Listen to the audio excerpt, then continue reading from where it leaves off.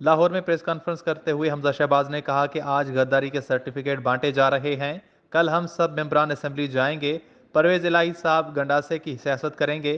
परवेज इलाही साहब के पास नंबर पूरे हैं तो कल असेंबली आए। आपके नंबर पूरे हुए तो मैं दस्तबरदार हो जाऊंगा।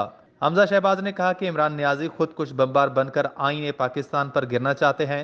इमरान नियाजी ने खुद कुछ बम्बार बनकर सिफारती ताल्लुकात का सत्यानाश कर दिया। उन्होंने कहा कि अल्लाह की लाठी बेनियाज है। ओस्मान बुजदार का भी एहतसाब होने वाला है। आपको अना की अभी तस्कीन नहीं मिली क्या? आपको एक पाई का हिसाब देना होगा। हमजा शहबाज ने कहा, अगर कल किसी जान का नुकसान हो गया तो जिम्मेदारी इमरान न्याजी की होगी। मैं कल अपने तमाम अरकान के साथ असेंबली जाऊंगा। अगर उन्होंने कानून का जनाजा निकाल दिया है तो कल अवाम के सामने मैदान लगेगा। रहनुमा मुस्लिम लीग नून ने कहा कि आइन की पामाली होती तो बनाना रिपब्लिक वजूद में आता है। एक माह में डॉलर 8 रुपए तक बढ़ गया।